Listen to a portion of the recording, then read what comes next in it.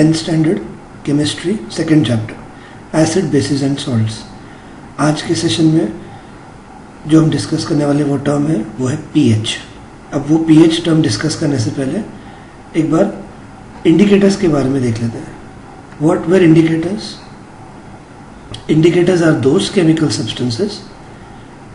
Just a minute. Indicators are those chemical substances which behave differently in acidic and basic medium. यानी ये ऐसे chemical substances हैं जो by the change in color or change in smell help us to detect whether a substance is an acid or a base. पर एक drawback इस indicator का था कि ये हमको सिर्फ ये डिटेक्ट करने में हेल्प करते थे कि whether the chemical substance is an acid और a base, but whether it's a strong acid और a weak acid, strong base और वीक बेस, ये हमको इनसे नहीं पता चलता। Just by the colour change और by the change in odour और स्मेल हम सिर्फ एसिड या बेस का इंफॉर्मेशन यहाँ से ऑब्टेन कर सकते हैं। But now we have to find one more indicator which will help us to know if it's an acid, how strong it is. If a substance is a base, how strong or weak it is. तो अब हम एक आज नया indicator देखेंगे which is pH। अब ये indicator समझने के लिए यहाँ पर एक पैराग्राफ अभी जो मैंने बातें कही उसी को पढ़ लेते हैं। Let's read. We know how acid-base indicators can be used to distinguish between an acid and a base. We have also learned in the previous section about dilution. याद है dilution? What happens when we add water to acid or a base? There is decrease in the concentration of H plus or OH minus ions per unit volume. वो यहाँ नहीं दिया है but ज़रूरी है ध्यान रखना। There is a decrease in the concentration of H plus or OH minus ions per unit volume. Now can we quantitatively find the amount of these ions present? Yes, we can do this by making use of a universal indicator. ये exam में definition आया है। What is universal indicator? It's a mixture of several indicators. तो आपको वो भी syllabus में नहीं है कि वो कौन कौन से इंडिकेटर्स से मिक्सचर बना हुआ है, but it's a mixture of several indicators. And what is important thing about this, it shows different colours at different concentrations of hydrogen ions in a solution. ये यूनिवर्सल इंडिकेटर जब एक litmus paper की तरह paper पे print मतलब बनाया जाता है, तब उस पेपर को किसी भी सॉल्यूशन में अगर हमने डिप किया तो वो आपको अलग अलग कलर्स इंडिकेट करता है and that according to the different concentration of hydrogen ions. तो आज हम उसी के बारे में डिटेल में देखेंगे। आपको आइडिया देता हूँ।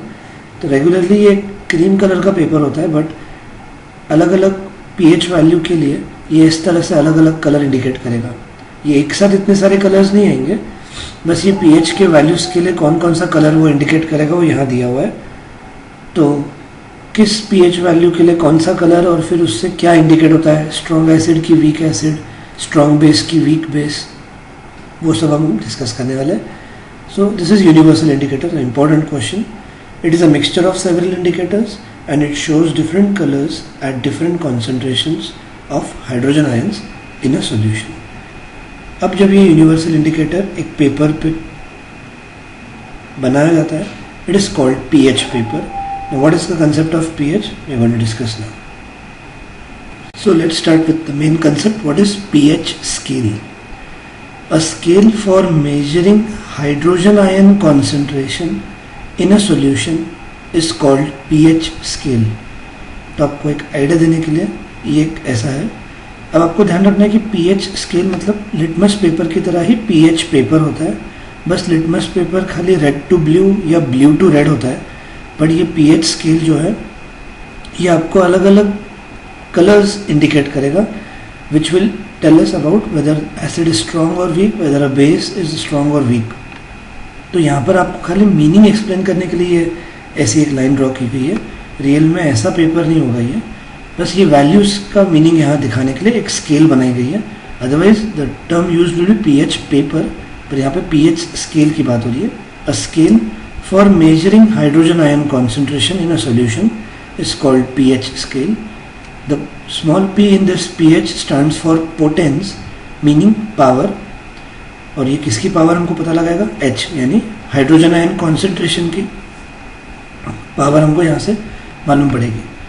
On the pH scale, we can measure pH generally from 0, which is very acidic, to 14, which is very alkaline. थोड़ा दिक्कत आएगी, 2 मिनट बाद सब चीज़ें क्लियर होगी आपकी. तो pH आखिर है क्या? pH should be thought of simply as a number which indicates the acidic or basic nature of the solution. ध्यान रखना कि हर एक चीज़ का pH जान सकते हो आप. सुबह से लेकर रात तक जो भी चीज़ें खाते हो, चाय, कॉफ़ी, कुछ भी होगा, आप हर एक चीज़ जो कंज्यूम करते हो आप उसका pH अभी जान सकते हो. जस्ट आपको गूगल करना है pH of tea, pH of coffee, कुछ भी. तो pH is just a number which will indicate the acidic और basic nature of a solution. तो कैसे है वो नंबर्स का स्टडी, अब हम यहाँ देखेंगे. The pH of a neutral solution is 7. सबसे बीच में जो नंबर आ रहा है, तो कोई भी चीज़ अगर न्यूट्रल है तो उसके 7 के आसपास pH वैल्यू आएगी. अब अगर कोई एसिडिक है तो क्या होगा? Higher the hydronium ion concentration. याद करो, हाइड्रोनियम आयन मतलब ही H+ ions, correct. Acids form H+ और H3O+ ions, correct. So higher the hydronium ion concentration, what that substance will be? More acidic. So more the acidic, lower is the pH value. जितना substance ज़्यादा acidic रहेगा उसकी pH value कम होते जाएगी.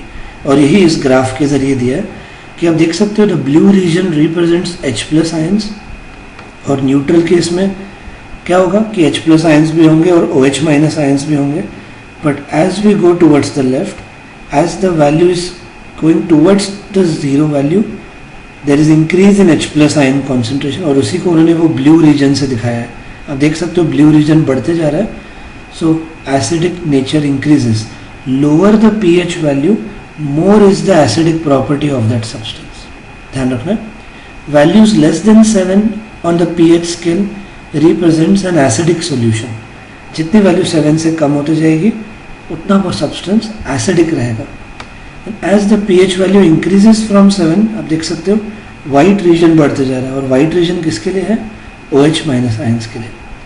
सो as the value increases from 7 to 14, it represents an increase in the OH- ions concentration in the solution.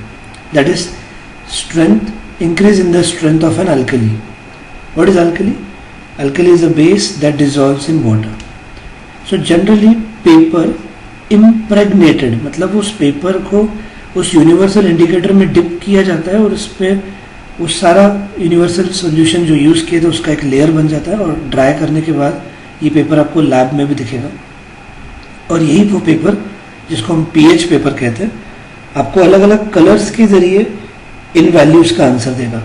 ये paper dip करने के बाद कोई वैल्यूज़ दिखने वाली नहीं है उसमें. आपको pH पेपर किसी भी सॉल्यूशन में डिप करने के बाद आपको इनमें से कोई तो एक कलर दिखेगा और उस कलर के हिसाब से ये आपको pH वैल्यूज़ दी है. तो आपको इतने सारे कलर के शेड्स याद नहीं रखने. आपको लैब मैनुअल में 3 से 4 कलर्स दिए जाएंगे या मैक्सिमम 5, और उनकी रेंज दी जाएगी. आपको फिर उससे एक रेंज याद रखना है. So generally paper impregnated with universal indicator is used for measuring pH. Litmus paper कैसे बनता है? It is made from the litmus solution which is extracted from lichens. तो यहाँ पर वही बात है कि pH पेपर कैसे बनेगा? pH paper is made up by universal indicators, और फिर ये वैल्यूज उन कलर के हिसाब से रिकॉर्ड की जाती है और हमको ये पता चलता है कि कोई सब्सटेंस कितना स्ट्रॉन्ग या वीक है, एसिड या बेस. एक बार फिर से देख लेते हैं.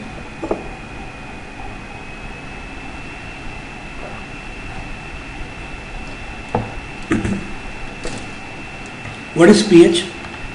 pH is a scale for measuring hydrogen ion concentration in a solution, right? Where P means power and H means H+ ion. So pH scale we can measure pH generally from 0 to 14. 0 means very acidic. जितनी value कम होती जाएगी उतना acidic nature बढ़ते जाएगा, ध्यान रखना. And 14 means very alkaline. So pH should be thought of simply as a number which indicates the acidic or basic nature of the solution. Higher the H+ ions, lower is the pH value, means acidic nature बढ़ते जाएगा. And values greater than 7 will indicate increase in the OH minus ion concentration, which will indicate that it's a strong base. Basic nature increases as we go towards the right. और यहाँ दिया decrease in the H plus ion concentration because OH minus ion बढ़ते जा रहे हैं. As we go towards the left, there is increase in the H plus ion concentration, that is acidic nature increases. हमारे blood का usually pH value neutral की तरफ रहता है, which is 7. तो अभी कुछ pH वैल्यूज यहाँ पर आपको दिए गए हैं और ये डेटा आपको कंपलसरी लर्न करना है. इनमें 1 मार्क के लिए कोई भी क्वेश्चन पूछा जा सकता है. नाउ गैस्ट्रिक जूस, स्कूल में आपने लाइफ प्रोसेस पढ़ लिया होगा. स्टमक में gastric glands they release hydrochloric acid. So because it contains an acid, gastric juice have a pH value of 1.2, यानी इतने स्ट्रॉन्ग एसिड होते हैं वो. वैल्यू जितनी कम, more the number of H plus ions, more will be the acidic nature. तो gastric juices का value 1.2 है, यानी बहुत ज़्यादा एसिडिक हो गए. और फिर स्टमक के वॉल्स को प्रोटेक्ट करना ज़रूरी है. So who protects the walls of the stomach from this gastric juices? That is mucus. Inner lining of the walls of stomach are protected by mucus so that if this excess acid is released it won't harm.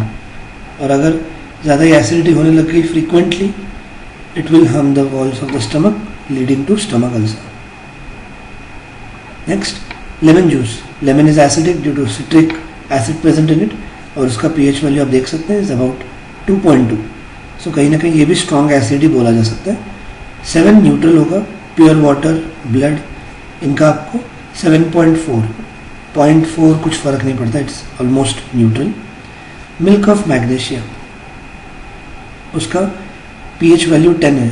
तो बताओ pH value 10 होना मतलब will it be an acid or a base? It will be a base and that's why it is used as antacid. कहाँ use होता है ये? in antacid syrups, जैसे मैंने आपको एग्जांपल दिया था जेलोसिल का. And sodium hydroxide solution is a very strong base and it has got a pH value of 14, मतलब highest ही बोल सकते हैं. So this is the pH of common substances shown on a pH paper. अब आपको ऐसे जितने भी होंगे pH values आप पता लगा सकते हो. So approximate pH value मैं यहाँ पर नहीं लिखूँगा, आप गूगल करके कर सकते हो. मैं आपको आइडिया देके रखता हूँ कि क्या. लेमन जूस अभी हमने लिखा है दैट. अब कलर के लिए आप ये पार्ट छोड़ दो क्योंकि आपको लैब मेन्यू में पढ़ाया जाएगा. आपको सिर्फ अप्रोक्सीमेट वैल्यू लिखनी है और नेचर. तो lemon juice acidic, approximate value यहीं पे दिया था अबाउट 2.2. अब ये गेस करो. कलरलेस एरेटेड ड्रिंक्स, याद है एरेटेड ड्रिंक्स के लिए मैंने आपको बताया था that when carbon dioxide is added to water it forms carbonic acid H2CO3 and it's a weak acid. तो वीक एसिड है तो मतलब pH लगभग 4 to 6 के बीच में रहेगा. वीक एसिड क्योंकि जितना pH वैल्यू कम होता जाता है उतना वो स्ट्रॉन्ग एसिड होगा, राइट. pH वैल्यू जितनी कम होगी it will acidic nature will increase. तो ये वीक एसिड है तो कहीं ना कहीं इसकी वैल्यू 4 to 6 के बीच में रहेगी. Lower the pH value more will be the H plus ions और हाइड्रोनियम आयंस कॉन्सेंट्रेशन है, मोर will be the acidic nature. और ये वीक एसिड है, राइट. कॉफ़ी का मुझे पता है, आप चेक कीजिए टी एंड कॉफ़ी दोनों एसिडिक ही होते हैं, इसलिए ज़्यादा अच्छा नहीं है हेल्थ के लिए. Aerated drinks because they are acidic they are worst for the health. अब ये बात भी कही गई है that 80% of the diseases in our body is caused because of acids. तो जितना एसिड्स हम कम कंज्यूम करेंगे उतनी ज़्यादा हेल्थ अच्छी रह सकती है. बिकॉज ये एसिड्स कहीं ना कहीं किडनी को, बोन्स, ये एसिड्स बोन को ब्रेक करना शुरू करते हैं. आगे बोन के साथ रिलेटेड डिजीजेस या प्रॉब्लम्स बढ़ते जाएंगी. These acids act as a slow poison. They start affecting our organs, tissues, because acidic का नेचर ही होता है. They start affecting our bones. So overall blood neutral जितना रहे वो उतना अच्छा. तो उसके लिए अल्कलाइन चीज़ें भी खाना अच्छी बात है. अगर आप थोड़ा भी इंटरेस्टेड हो इस टॉपिक में जस्ट गूगल कीजिए अल्कलाइन फूड्स, तो आपको फ्रूट्स, वेजिटेबल्स कितने जो भी अल्कलाइन है अब आपको उनकी pH वैल्यू दी जाएगी तो आप बहुत अच्छे से वो स्टडी कर सकते हो. फिर एसिडिक फूड्स कितने सारे फूड्स हम दिन में जो खाते हैं, जंक फूड्स तो सारे एसिडिक हैं, आप देख सकते हो उनकी पीएच वैल्यू कितनी है। इससे आपको अंदाज़ा लगेगा कि हम कितना एसिडिक फूड और कितना अल्कलाइन फूड कंज्यूम करते हैं। एंड अल्कलाइन फूड हमेशा हेल्थ के लिए अच्छा। अल्कलाइन फूड से जो भी एसिड हमारे ब्लड में है वो न्यूट्रलाइज भी हो जाता है एंड हेल्थ वाइज हमको ज़्यादा बेटर होगा। टोमेटो इज़ एसिडिक, तो आपको NaOH, HCl, अब ये 2-3 नाम तो कुछ भी नहीं है, आपको तो पूरी डिटेल लिस्ट मिल जाएगी कि सुबह से रात तक हम जो फ्रूट्स वेजिटेबल्स खाते हैं कौन से उनमें से एसिडिक है और कौन से बेसिक है, आपको पूरी लिस्ट पीएच वैल्यू के साथ मिल जाएगी। ये एक इंटरेस्टिंग टॉपिक है डिस्कस करना है। ये कंसेप्ट लाइफ प्रोसेस में, और स्कूल का सेशन अगर अटेंड किया है तो ट्राई करो। What is the nature of saliva before meal? Saliva before meal is basic. Why it is basic? Because जो भी फूड पार्टिकल्स हमारे टीथ में अटक जाते हैं, bacterias depend on those, decompose those and forms sugar and acids out of that, and saliva basic होने की वजह से वो उस इफेक्ट को न्यूट्रलाइज कर देता है। So before meal saliva is basic in nature. And what will be after meal? After meal, since they have to neutralize the acids created by bacteria in your teeth, they become neutral, sort of neutral. तो pH values ये आपको ढूंढने निकालना है। बस मुझे nature of the substance ज़रूरी था बताना, तो आपको ये बता दिया। तो ये लिस्ट कुछ भी नहीं है, आप पूरे फ्रूट्स एंड वेजिटेबल्स की लिस्ट फाइंड कर सकते हो। Just you have to Google out acidic foods and alkaline foods, या आपको किसी पर्टिकुलर फूड प्रोडक्ट का चेक करना है तो आप जस्ट टाइप कर सकते हो pH value of that particular substance, और फिर क्या होगा, पीएच वैल्यू अगर 6 to 8 के आसपास है मतलब वो न्यूट्रल ही समझेंगे हम।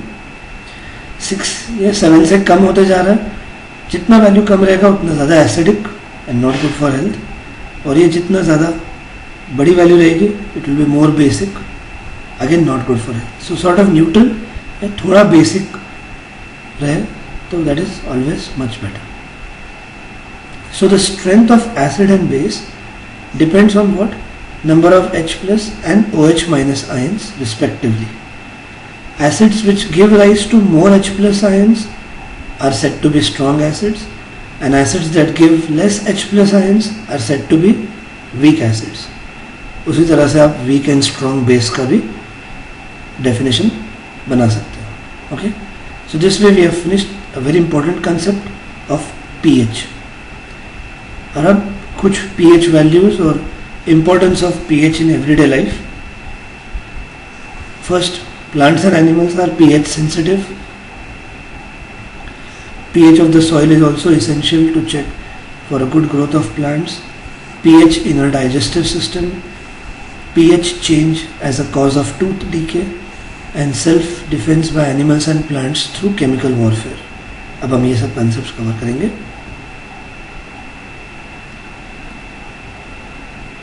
सो first is, are plants and animals pH sensitive?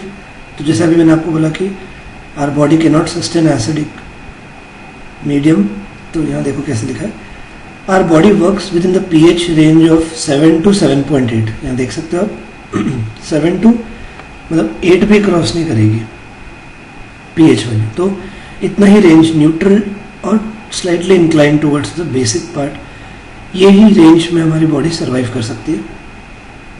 Living organisms can survive only in a narrow range of this pH change. Now when pH of the rain water is less than 5.6, guess करो, 7 मैंने neutral कहा था, value 7 से जितनी कम होती जाएगी acidic medium will increase. तो when the pH value of the rain water is less than 5.6, it is called acid rain. ये वैल्यू चेंज नहीं करनी है, ये नंबर खुद का नहीं लिखना है, यही वैल्यू रहनी चाहिए। And when acid rain flows into the river, क्या होगा, it will also lower the pH of the river water, because उसका खुद का अगर pH वैल्यू कम है तो रिवर वाटर का भी जो न्यूट्रल होगी, पानी का जो pH वैल्यू न्यूट्रल होगा उसकी भी pH वैल्यू को ये कम कर देगी rain water. And survival of aquatic life in such reverse becomes difficult. छोटे फिशेस या उनके एग्स तो बिल्कुल सर्वाइव नहीं करेंगे अगर pH चेंज इतना ड्रास्टिकली कम होने लगे तो। That's why acid rain is a major concern today. Next, just एक, do you know the atmosphere of Venus is made up of thick white and yellowish clouds of sulfuric acid. So do you think life can exist on this planet? Impossible. Acidic atmosphere में कोई living organism sustain नहीं कर सकते. So the soil where plants are grown also should be neutral in nature. Plants also require a specific pH range for their healthy growth. So इसके आगे इन्होंने ऐसे कुछ बस नहीं दिया, बस पीएच चेक करने को कह रहे हैं और बस यही कि आप पढ़ लीजिए और ये एक्टिविटी के ज़रिए बोला जा रहा है कि आपको सॉइल का पीएच चेक करना है. तो नोट आंसर में मैं आपको डिटेल में अलग लिख के दूंगा points.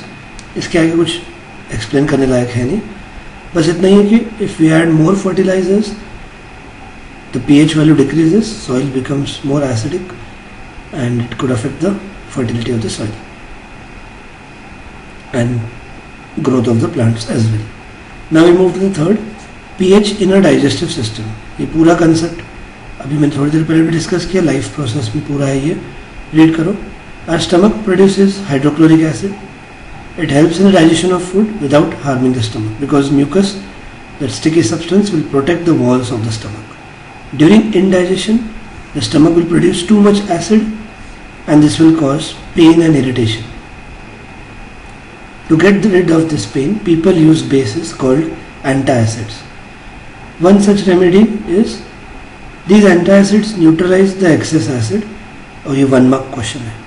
Magnesium hydroxide, which is also known as milk of magnesia, a mild base, is often used for this purpose. तो क्वेश्चन पूछते हैं वो, what is the chemical name of milk of magnesia? So it's magnesium hydroxide. कितनी थी pH value याद करो, pH value was 10. सो ये एक इम्पॉर्टेंट आंसर बन सकता है. Next, pH change as a cause of tooth decay. So tooth decay के लिए भी लोअर पीएच वैल्यू ही रिस्पॉन्सिबल कंसेप्ट है. The tooth decay starts when the pH of the mouth is lower than 5.5. याद रखो एसिड रेन के लिए कितना था, ये वैल्यू मिक्स करना सही नहीं होगा. So when the pH of the rain water is less than 5.6 it is called acid rain. और यहाँ पर when the pH of the mouth is lower than 5.5 it causes tooth decay. Tooth enamel made up of calcium hydroxyapatite, a crystalline form of calcium phosphate, is the hardest substance in the body. So they can ask you what is tooth enamel made up of. It does not dissolve in water but it is corroded when the pH of the mouth is below 5.5. तो अब कैसे होगा mouth का pH 5.5 या उससे कम? By bacterias. Bacteria present in the mouth will produce acid by the degradation of sugar and food particles remaining in the mouth after eating. So जो भी food particles अटके रहते हैं उनमें जो भी sugar molecules हैं उनको degrade करके ये acid produce करते हैं and that slowly corrodes the tooth enamel. The best way to prevent this is to clean the mouth after eating food. Using toothpaste which are basic, याद रखो, soap, toothpaste are basic. यहाँ पर toothpaste use होगा सिर्फ. For cleaning the teeth can neutralize the excess acid and prevent the tooth decay. तो एक और important answer हो गया ये, pH change as the cause of tooth decay. बहुत आसान है समझने के लिए. सब समझ गए होंगे कि pH change मतलब एसिडिक नेचर कितना हार्मफुल हो सकता है ह्यूमन के लिए, ये यहाँ पे बताया जा रहा है, जिससे मतलब pH चेंज ही हो रहा है. Now one more please, self defence by animals and plants through chemical warfare. Have you ever been stung by honey bee? I guess सबने एक्सपीरियंस किया होगा. Bee sting leaves an acid which causes pain and irritation because वो एसिड हमारे skin sustain नहीं कर पाती. Use of a mild base like baking soda on the stung area gives relief. अब आप समझ गए होंगे क्यों, because acid and base neutralize each others effect. Stinging hair of a nettle leaves inject methanoic acid causing burning pain. तो उसके बारे में यहाँ पे उन्होंने दिया है. तो एंट स्टिंग या nettle sting, they both release methanoic acid. तो यहाँ पे देख लेते हैं. Myrtle is a herbaceous plant which grows in the wild. Its leaves have stinging hair which cause painful stings when touched accidentally. This is due to the methanoic acid secreted by them. तो universe या nature ने कैसे उसका solution दिया देखो. A traditional remedy is rubbing the area with the leaf of dock plants which often grows beside the nettle in the wild. So what could be the nature of dock plants?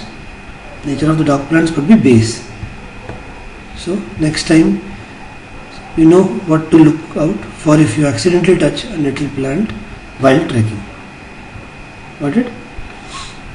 So hence nature provides neutralization options. ये topic भी cover हो गया और ये table हमने पहले ही discuss कर ली थी. All natural occurring acids are also called as organic acids. So that is also done. And now we have to discuss these questions. Try to think on these questions. 2 minute दे रहा हूँ, pause करके आप questions पर सोचिए कि आप क्या answer दे पा रहे हैं, कितनी आपकी कंसेप्ट क्लियर है. अभी हम डिस्कस कर लेंगे.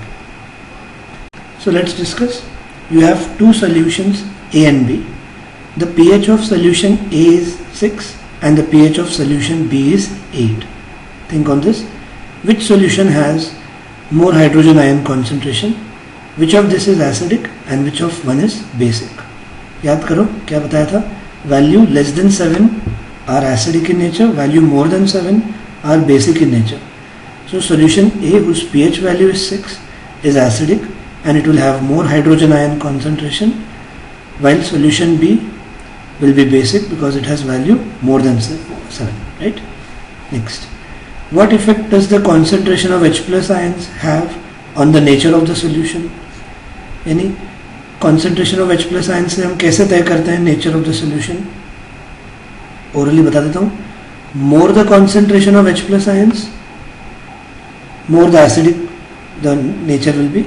Less the concentration of H plus ions, more basic the medium will be. So this is how you have to answer it. फिर से एक बार पढ़ लेते हैं.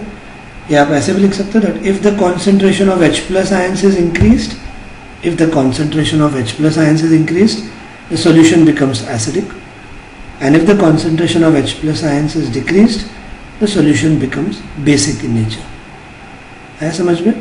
तो ये वापस pH स्केल को लेकर ही था कि हाइड्रोजन आयंस के कॉन्सेंट्रेशन से हम कैसे नेचर का पता लगा सकते हैं.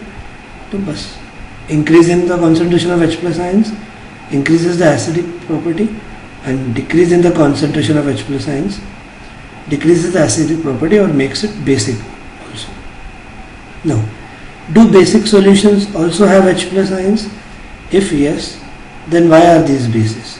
अगर ये स्केल देखें आप, do basic solutions have H plus ions? Blue region दिख रहा है? Yes. Basic solution also has H plus ions, but then why are they called basic? Because what more amount is present is, however their concentration or however the concentration of H plus ion is very less as compared to the concentration of OH minus ions, that makes the solution basic. एक बार फिर से, do basic solutions also have H plus ions? Yes, basic solutions also have H plus ions. If yes, then why are these basic? Because however their concentration and however the concentration of H plus ions is very less as compared to OH minus ions, and because OH minus ions are present in more amount, they are called as bases. Got it? And then fourth question, under what soil condition do you think a farmer will treat the soil of his fields with quicklime or slaked lime or calcium carbonate? ध्यान से ये chemicals देखो और इनका nature guess करो. Quicklime calcium oxide, ठीक है, दिक्कत आएगी, बट कैल्शियम नॉन मेटल है. Non metallic oxides sorry calcium metal है, metallic oxides are basic. Calcium hydroxide OH आ गया इसमें, तो ये भी basic. Calcium carbonate, sodium carbonate, metal carbonates याद हो तो, those are also basic. So when will farmer use these basic substances? So under what condition he will use? If the soil is acidic and improper for cultivation. The answer will be if the soil is acidic and improper for cultivation, then to increase the basic nature of the soil, the farmer will treat the soil with quicklime or slaked lime or chalk. आया समझ में? Under what condition will use? ये तीनों material के लिए और लिखा है, मतलब ये तीनों मटेरियल बेसिक नेचर के हैं, तो कब इनमें से किसी एक का यूज फार्मर करने का सोचेगा? When the soil is acidic due to excessive use of fertilizers and improper for cultivation. So then to increase the basic nature of the soil or to at least make it neutral, he will use any of the following substances. So this way we have finished with the third part of the chapter, that is pH concept. Okay? और अब fourth part में मैंने आपको already बता दिया था last lecture में क्या क्या है, तो सिर्फ हम इनिशियल 2 पार्ट देख लेंगे. और केमिकल्स फ्रॉम कॉमन सॉल्ट, जो कि मैंने लास्ट लेक्चर में बताया था आपको, सोडियम हाइड्रोक्साइड, एक बार फिर से देख लेते हैं. ब्लीचिंग पाउडर 2 हो गए, 3 baking soda, 4th washing soda and 5th plaster of Paris. ये अगले लेक्चर में होगा. तो हम सिर्फ आज सॉल्ट्स के बारे में देख लेंगे. Introduction, more about salts is the next topic and the fourth one. The first was all about chemical properties. Second was what do they have in common, dilution concept. Third was pH concept, and the fourth is now all about salts. In the previous section we have seen the formation of salts during various reactions. How are salts formed? Acid when reacts with base forms salt and water. और usually salt किस nature के होते हैं? Neutral. पर मैंने ये बताया था आपको कि अगर एसिड स्ट्रॉन्ग लिया और अगर बेस वीक लिया जाए तो सॉल्ट कहीं ना कहीं एसिडिक नेचर की तरफ इंक्लाइंड रहेगा. अगर एसिड वीक लिया है और बेस स्ट्रॉन्ग लिया है तो सॉल्ट कहीं ना कहीं बेसिक नेचर की तरफ इंक्लाइंड होगा. तो ये बात आपको समझ के रखनी है. और अब ये पार्ट आपको लिख के रखना है नोट्स में. ये अभी तक ऐड नहीं कराया हुआ है. ये एक्टिविटी के डिटेल एक्सप्लेनेशन मैं अभी आपको यहाँ पे ही नोटबुक में लिखवाने को कह रहा हूँ, ताकि नोट्स में नहीं है तो आपको मिस ना हो जाए ये कंसेप्ट. नोट्स में कौन से एसिडिक और कौन से बेसिक सॉल्ट है वो लिखा है, बट इधर क्वेश्चन पूछा है कि वो जो भी सॉल्ट्स है वो किन एसिड और बेस से बने हुए हैं वो भी बताना है. तो ये इतने सारे सॉल्ट्स का भी हम केमिकल फार्मूला भी देखेंगे. और उसके आगे का क्वेश्चन है identify the acids and base from which the above salts may be obtained. और हम ये भी आंसर देने की कोशिश करेंगे वो एसिडिक सॉल्ट है या बेसिक सॉल्ट है या न्यूट्रल सॉल्ट है. इसका भी आंसर अभी यहाँ पे पता चल जाएगा. ओके, 1-2 क्वेश्चंस 1-2 कवर करने के बाद हर एक इसके लिए आपको थोड़ा गेस करना है, आपको थोड़ा ट्राई करना है. Let's start with the first, potassium sulphate. याद करो, पोटेशियम सल्फेट. पहले सॉल्ट लिख देते हैं, K2SO4. पोटेशियम का वैलेंसी 1, सल्फेट का 2, क्रॉस करने से ही आया. अब ये सॉल्ट किन एसिड या बेस से तैयार हुआ होगा? Sulphate should give you the hint. एक ही एसिड है जिसमें SO4 आता है, दैट इज सल्फ्यूरिक एसिड. और बेस पोटेशियम से रिलेटेड एक ही बेस है, KOH. So potassium sulphate is formed from H2SO4 and KOH and these both are strong. अब मैं बेस या एसिड वर्ड नहीं लिखते जाऊंगा. Potassium hydroxide is a strong base and sulphuric acid is a strong acid. Hence sir potassium sulphate will be a neutral salt, क्योंकि दोनों strong acid और strong base से बना है. प्लस वाटर और सब लिखते बैठने वाला नहीं मैं, और ना ही बैलेंसिंग करूँगा. सोडियम सल्फेट, याद करो फॉर्मूला क्या है? It's Na2SO4. अब आपको आना चाहिए बताना कौन से एसिड और बेस से ये बना होगा. सल्फेट आया वर्ड तो H2SO4, और सोडियम से रिलेटेड बेस कौन सा है? NaOH. Again both are strong, hence this salt will be neutral. ये भी पूछा जाता है, give examples of neutral salt, acidic salt, basic salt. और आप यहाँ तो हम पूरा डिटेल में रिएक्शन में लिख रहे हैं. प्लस वाटर लिखना भूलना मत. अब आपको थोड़ा ट्राई करना है। कैल्शियम सल्फेट, याद करो फॉर्मूला, और अगर याद नहीं आ रहा है मतलब वैलेंसी टेबल अभी तक परफेक्ट नहीं की गई है, आपको करनी पड़ेगी। कैल्शियम सल्फेट फॉर्मूला होगा CaSO4 प्लस वाटर। अब ये किससे बनेगा? सल्फेट आया फिर से वर्ड, तो यानी सल्फ्यूरिक एसिड, एक्वियस लिखना आपका काम है, और बेस कैल्शियम से जुड़ा हुआ कौन सा रहेगा? Calcium hydroxide. Got it? Calcium hydroxide. So अब गेस करें इनमें स्ट्रॉन्ग एसिड या weak. This is strong acid, और बेस में याद करना कि only KOH and NaOH are strong base, others are weak base. So calcium hydroxide weak base है. So now guess, if a strong acid reacts with a weak base, the salt formed will be acidic. Correct? Slightly acidic भी बोल सकते हैं, उससे उतना detail में आपको कुछ नहीं पूछा जाएगा. You will be just asked, give example of acidic salts, basic salts. That's it. Third is over. Fourth, magnesium sulfate. Think on this. Magnesium sulphate MgSO4, क्योंकि मैग्नीशियम का भी वैलेंसी 2 है। अगर आपको फॉर्मूलाज नहीं आ रहे हैं तो आपको मतलब वैलेंसी टेबल लर्न नहीं है। अब गेस करो, सल्फेट आया फिर से, अगेन सल्फ्यूरिक एसिड और मैग्नीशियम से जुड़ा हुआ base magnesium hydroxide. Again this is a weak base and a strong acid, hence it will be acidic in nature. This salt will be acidic in nature. Then next, copper sulfate. अगला copper sulphate, try कीजिए। Sulphate आ रहा है तो मतलब H2SO4 ही होगा, CuSO4 copper sulphate salt बन रहा है, यहाँ पर एक्वियस लिख सकते हैं हम। सो कॉपर हाइड्रोक्साइड यूज होगा उसका भी formula COOH twice, again a weak base and a strong acid, and hence this salt also will be acidic. और देख सकते हैं न्यूट्रल से ज़्यादा तो एसिडिक सॉल्ट यहाँ पर दिख गए हमको। देन सोडियम क्लोराइड, हमने ऑलरेडी रिएक्शन लिखी हुई है, किन से बना रहेगा ये याद करो। It will be form from hydrochloric acid and sodium hydroxide, and both are strong in nature, hence sodium chloride will be neutral. What is? Because strong acid and strong base will neutralize each other's effect and the salt will be neutral. Then sodium nitrate, think on this. sodium nitrate क्या रहेगा formula? NaNO3, valency 1 plus 1 minus. अब sodium nitrate किससे बना रहेगा?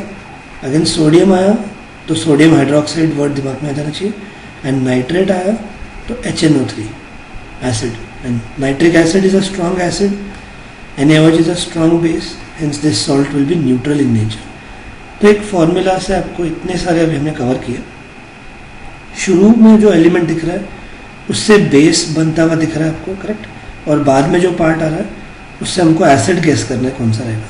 वो acid कितने हो गए? 3 हो गए, HCl, H2SO4 और HNO3। बेस थोड़े ज़्यादा है, ठीक है, NaOH, KOH, MgOH, COH twice, MgOH twice, COH twice, वो आपको यहाँ से हिंट मिल जा रही है, तो मुश्किल नहीं है, बस आपको करेक्ट लिखना है रिएक्शन। ना सोडियम कार्बोनेट, थोड़ा ये अलग है, अब Na2CO3, अब याद करो ये भी एसिड कवर किया है। अब Na आया मतलब NaOH, करेक्ट, और एक और एसिड हमने डिस्कस किया हुआ है which is carbonic acid. So when NaOH reacts with carbonic acid it forms Na2CO3। तो NaOH क्या है? NaOH is a strong base but carbonic acid is a weak acid, so this way it will result to a basic salt. So first है ये basic salt sodium carbonate, right. 9th, ammonium chloride, ammonium chloride, think on this. Ammonium ion याद आना चाहिए, polyatomic ion में दिया था NH4 1 plus और chlorine का 1 minus.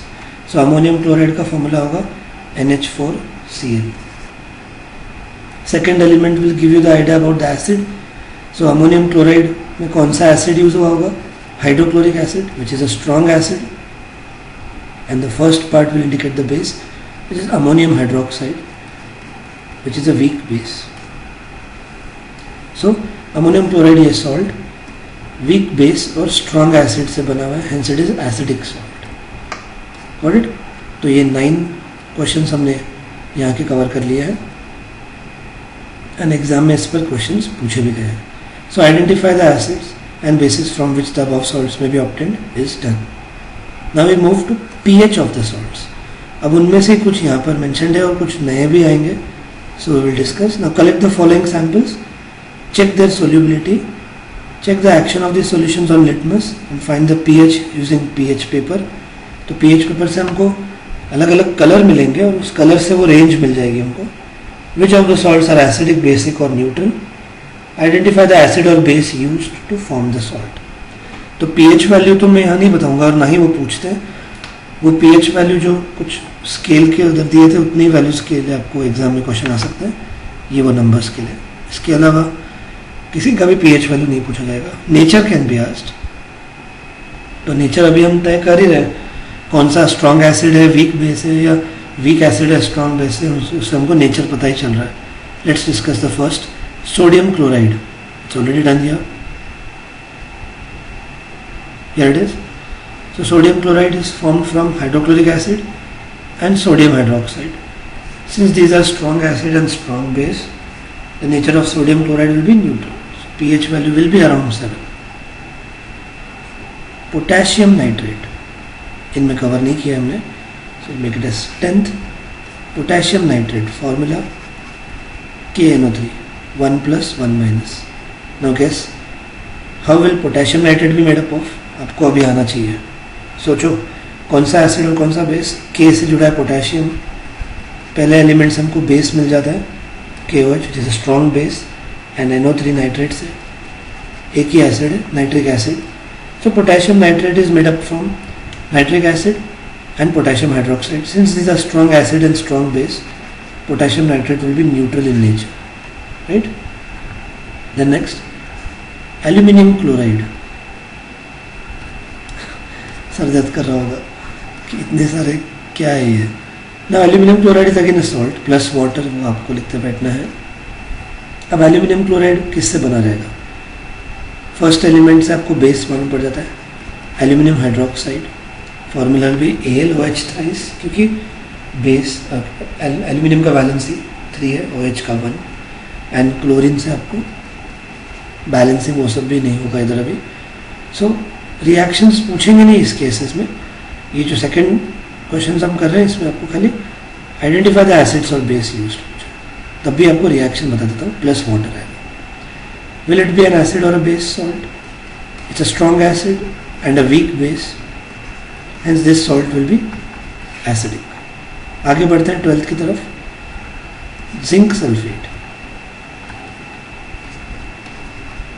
ZnSO4, 2 plus 2 minus. So it will be formed from sulfuric acid, which is a strong acid, and zinc hydroxide, which is a weak base. तो base ज़्यादा नए नहीं आ रहे, एसिड 3-4 ही है. Hence this will be an acidic salt. Getting? Next आगे बढ़ते हैं. Copper sulphate.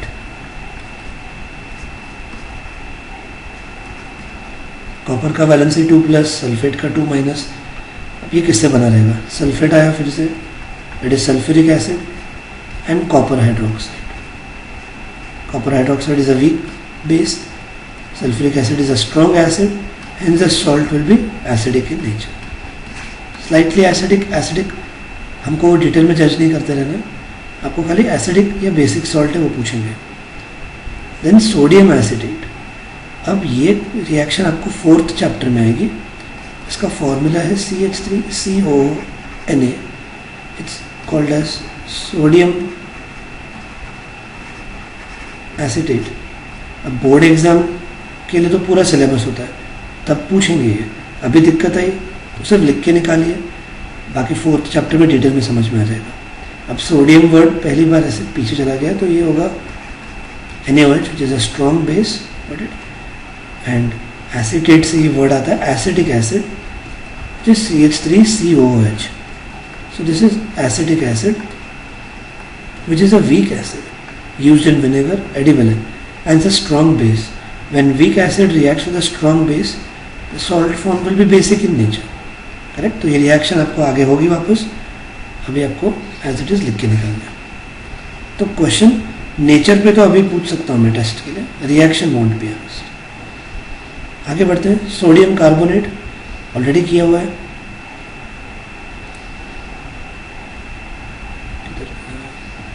Just a minute.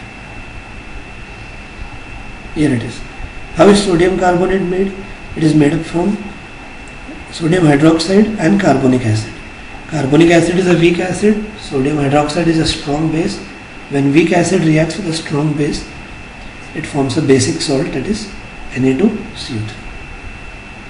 Right? And next, or it is washing soda, already cover भी हुआ था. And last is sodium hydrogen carbonate. अब थोड़ा issue ऐसा ही है कि सोडियम हाइड्रोजन कार्बोनेट के लिए भी वही रिएक्शन दी गई है जो सोडियम कार्बोनेट के लिए है. It is made up from the base NaOH, इसका no doubt.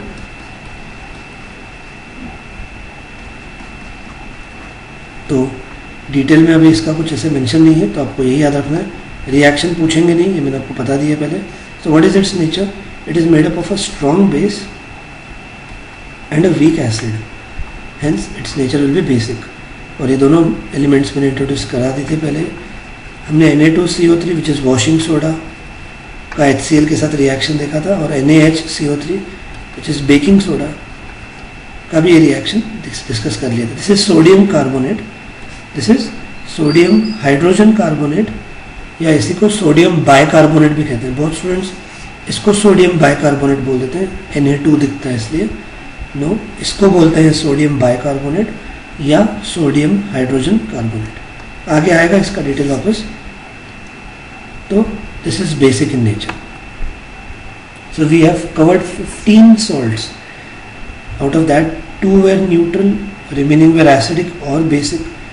So this way we have finished the second concept. और यही उन्होंने यहाँ पे बताया.